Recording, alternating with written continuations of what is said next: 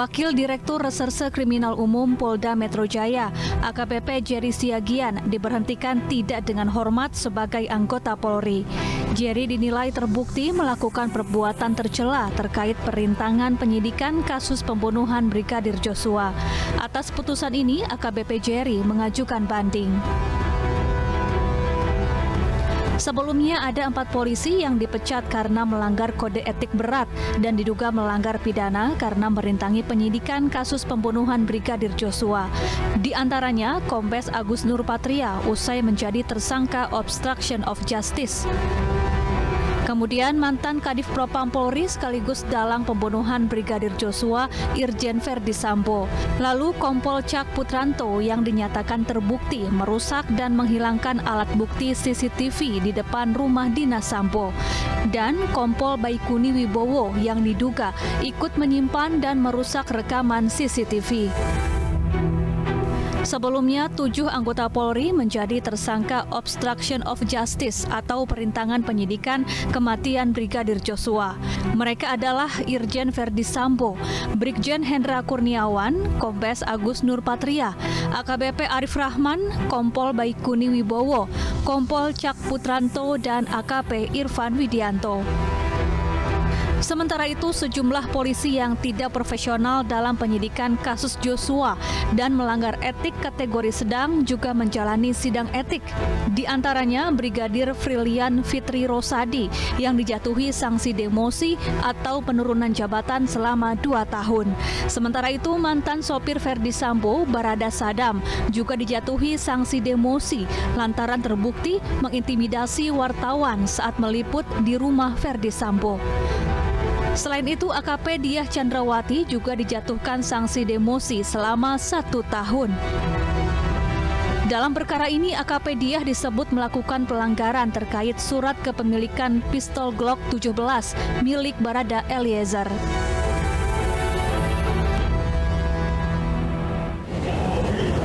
Lalu bagaimana jalannya sidang kode etik terkait kasus pembunuhan Brigadir Joshua? Bribtu Firma Dwi Arianto. Sudah ada rekan Rizka Dior di Mabes Polri Jakarta. Selamat malam Rizka, apakah sidang etik hingga malam ini masih berlangsung? Juga pemirsa, betul sekali bahwa hingga hari ini sidang terkait Komisi Kode Pelanggaran Etik atau sidang KKEP Polri ini masih diberlangsungkan hingga saat ini terhadap para petinggi Polri yang ikut terlibat dalam kasus kematian Brigadir Nofriansah Yosua Huta Barat atau Brigadir J, di mana di hari ini sidang terhadap para terduga pelanggar dalam penyalahgunaan atau sebagai obstruction of justice juga masih dijalankan hingga hari ini.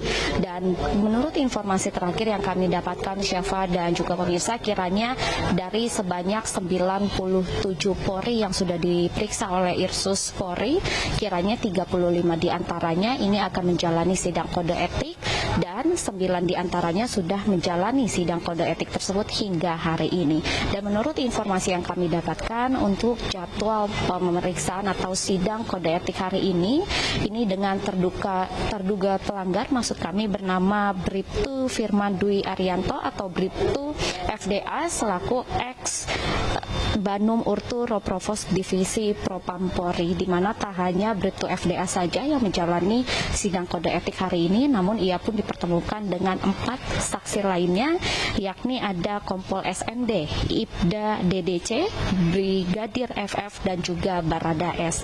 Kiranya sidang kode etik sendiri hari ini juga sudah digelar sejak pukul 13.00 waktu Indonesia Barat siang hari tadi, Syafa, karena sudah dikonfirmasi langsung oleh juru bicara Divisi Humas Polri, Kombes Adeyaya Suryana.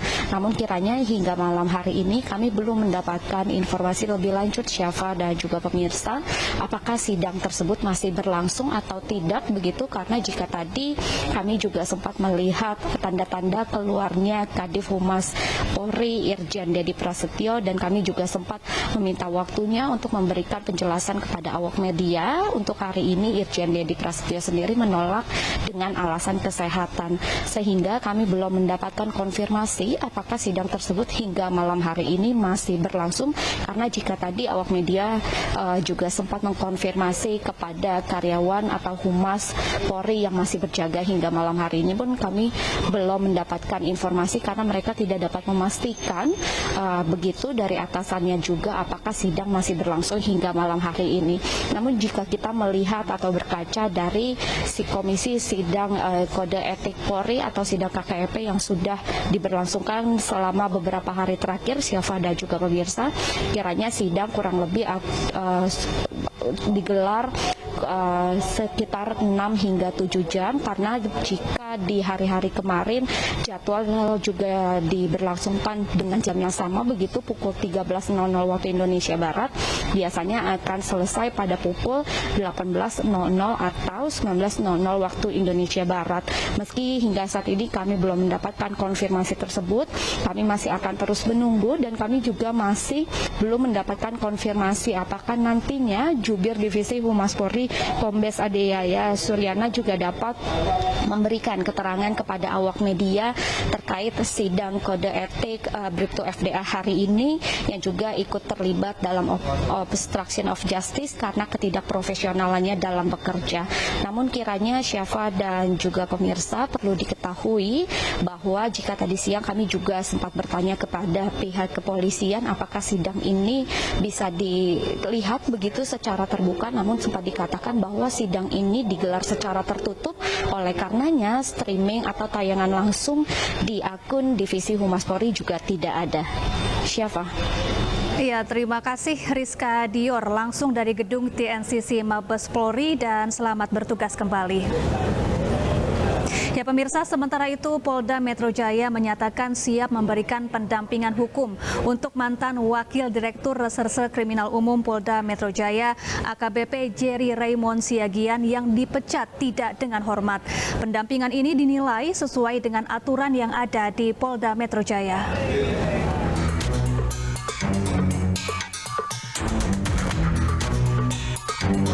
Kasus pembunuhan Brigadir Joshua menyeret sejumlah perwira Polri. Sidang kode etik pun digelar. Hasilnya, beberapa perwira dipecat tidak dengan hormat dari institusi kepolisian. Salah satunya adalah mantan Direskrimum Polda Metro Jaya AKBP Jerry Raymond. Atas putusan ini, mantan Direskrimum Polda Metro Jaya mengajukan banding. Polda Metro Jaya sebagai tempatnya berdinas pun menyatakan siap memberikan pendampingan hukum. Kemudian Polda Metro Jaya sebagai Polda di mana yang bersangkutan pernah berdinas, walaupun sudah ada PR pemindahan menjadi Pamen Yanma Mabes Polri, tetapi Polda Metro Jaya akan siap memberikan bantuan hukum manakala yang bersangkutan membutuhkannya dalam proses selanjutnya. Selain dipecat, AKBP Jerry Raymond Siagian juga mendapatkan sanksi administratif berupa penempatan khusus selama 29 hari. Dalam kasus pembunuhan Brigadir Joshua, AKBP Jerry Raymond Siagian dinilai tidak profesional dalam menangani 2 laporan polisi, yaitu terkait ancaman pembunuhan dan dugaan pelecehan seksual.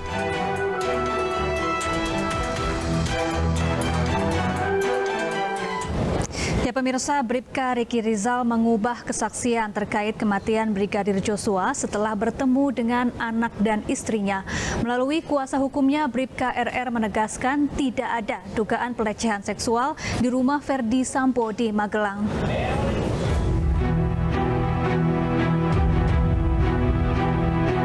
Salah satu tersangka pembunuhan Brigadir Joshua, Bribka RR, kini putar haluan dan tidak lagi mengikuti skenario Verdi Sambo terkait penembakan Brigadir Joshua.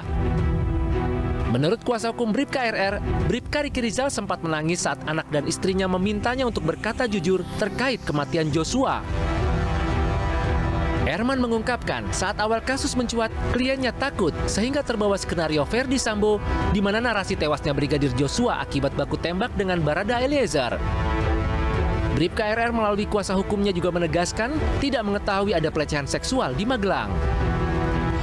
Ya misalnya cerita apa ya, cerita di Magelang, kejadian apa yang Magelang yang diketahui.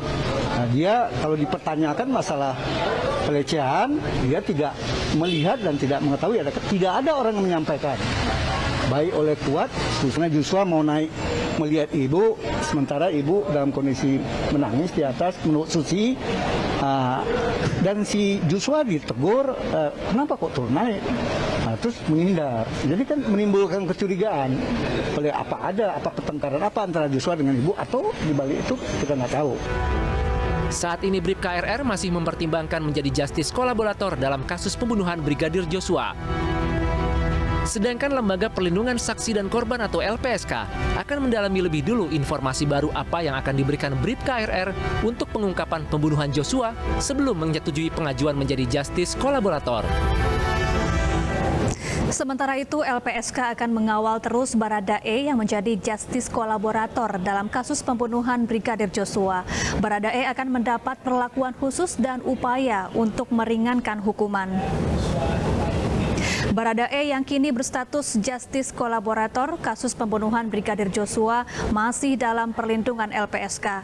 Baradae yang ditahan di Rutan Bareskrim Polri kondisinya aman dengan mendapat penjagaan 24 jam. LPSK juga memberi pendampingan spiritual untuk penguatan mental Baradae. LPSK tengah berkoordinasi dengan pihak-pihak terkait agar Baradae mendapat hak dan perlakuan khusus karena berstatus justice kolaborator dalam kasus pembunuhan Brigadir Joshua. Justice kolaborator memiliki hak agar berkas perkara dan penahanannya dipisahkan dengan terdakwa lain dan diperiksa paling akhir sebagai terdakwa di persidangan. Selain itu, koordinasi LPSK juga sebagai langkah untuk meringankan tuntutan hukuman terhadap Baradae. LPSK sudah melakukan koordinasi dengan Kejaksaan Agung.